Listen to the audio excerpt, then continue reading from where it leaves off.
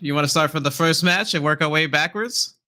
Yeah, I think with how this show went, we'll just start at the first match and go from there. And we give our raw opinions through the show. One thing I want to say, just before I throw to you and we really get into the real meat and potatoes, what matters about this show. This is very off topic, very random. I just got to mention it. I tuned into the kickoff show tonight for like the first time since WrestleMania. So I'm sitting there. I'm like, okay, what are they going to do for me? You got Big E here who I feel for Big E, honestly. Like he should be in these matches. He should be competing. It's so sad what happened to Big E. His neck. Just want to say that. That's in all seriousness. That's like a separate thing. Wade Barrett, he's such a good company guy, pal. You got Wade Barrett, who's like a 45-year-old, jacked 6'5" Brit in a suit, and he's interacting with like the interview or the person, the lady, I forget her name, who's on the panel. The chat will probably know, and he's going on about how. Crowd, are we saying yeet in the bank or are we saying yeah in the bank? I think we're saying yeah. No, I think we're saying yeet. I'm like, bro, like come on. Some of the stuff I'm a bit like, bro, this is a 45-year-old British man who's 6'6". What am I watching here? But nonetheless, that is irrelevant to pretty much everything. Kevin, Money in the Bank 2024, kick us off. So, the first match, was the men's Money in the Bank, and it kind of gave away for what we did see during the world title match. Kind of gave it away by having this match go on first, which is fine, whatever. I thought this match was all right. Like I don't really say there was anything really that I was like, oh my god, aside from the sunset flip that Andrade did to Melo Hayes. I mean, that was an incredible like OMG spot.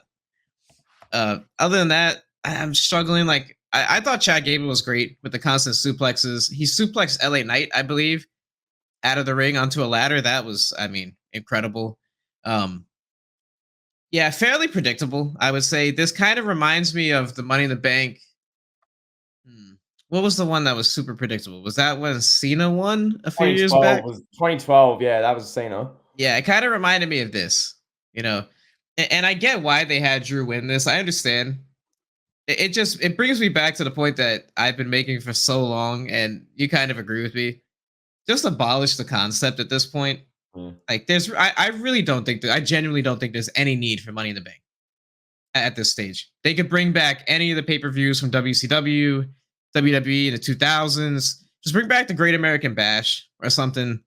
I genuinely don't think we need this as a concept anymore. It was fun. It had its prime. We were gifted so many great moments. The heist of the century, Dolph Ziggler's cash in, Edge's cash in on Cena, just to name a few. I think it's time to put it away, bro. Like, I really don't see a point in having this anymore every year. I don't think it has the same oomph or same selling power that it did at one point. I don't know. I mean, it was great to see what we did see later on, but McIntyre winning and then cashing in the same night and then losing to further a story. It's not pointless because it makes the story, it helps further the story with Punk and McIntyre, but it's just a means to an end. And yeah, I mean, we had Priest win at WrestleMania to justify the briefcase concept. So now we're at a stage. Yeah, that's the only thing I can say. Just get rid of it, bro. Like we don't need it. I don't think the bumps that these wrestlers feel like the need to put themselves through in these matches, so for the men and the women, this covers both of them. I don't think the bumps they're putting themselves through and have to do every year for this concept is worth it at all. So some of those bumps tonight, and firstly, shout out to the talent who put themselves through these. Yeah. Because some of those can cause almost lifelong injuries, addiction to painkillers. Like the bumps they took tonight, some of them are just like, a few of them. And I mean, the men and the women equally. Like, it wasn't like, oh, the men's match had all the extreme bumps. The women's one, as we'll get to shortly, was nuts as well. Some of the stuff they did towards the end was ridiculous. It's not worth it.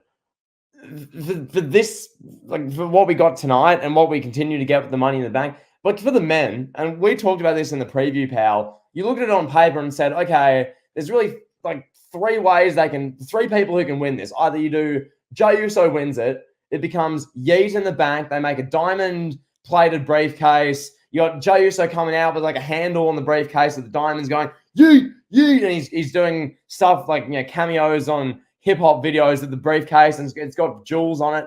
That's one option. But would Jey Uso, who would he cash in on? How would you do that? Would Jey cash in on Cody? Like, you know, like that? Not really. Then who else? Oh yeah, there's the Drew McIntyre thing, you know, which they end up doing tonight, as we saw, where Drew McIntyre ends up getting the win. There was no CM Punk involvement in the Money in the Bank match itself, and then Drew cashes in that night and is unsuccessful. So as you said, that adds to that story. Sure, no doubt about that, but that Punk and McIntyre feud didn't need this. Right. If you know what I'm saying, like this feud would have been just as good if this didn't happen. Now they're just throwing Money in the Bank at this and just added, I guess, an extra dimension. Sure, will be an extra kink, an extra 2-minute segment in the Superkick Studios video about this feud that comes out in a year's time. Sure, but what's the greater benefit here? What does this do for anyone? So now men's Money in the Bank's just gone for a year now. That was men's Money in the Bank. Drew held it for an hour and a half. One night stand with the briefcase. Now it's done. Where do we go from here, pal? Because the last really effective great Money in the Bank was Seth Rollins in 2014 and 2015. That was the last great one, and that was a decade ago.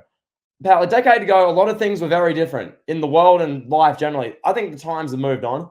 I think the wrestling world has moved on from Money in the Bank and the concept of it. I think it's time to just get rid of it. I agree with you. Bring in, you say Great American Bash. You can bring in any show. Anything, it doesn't really matter. No matter what show they do, they're going to get 20,000 people, maybe a stadium of people. Bash makes the most sense since it is like July 4th weekend, you know, like is right there, you know. Go ahead. I was going to say, I mean, do Great American Bash and have that be like the one non-Big Four pay-per-view you do every year in the United States. And you really amp that up. You have like a packed 20,000 seat building. You have the crowd up and about all night. You do Great American Bash.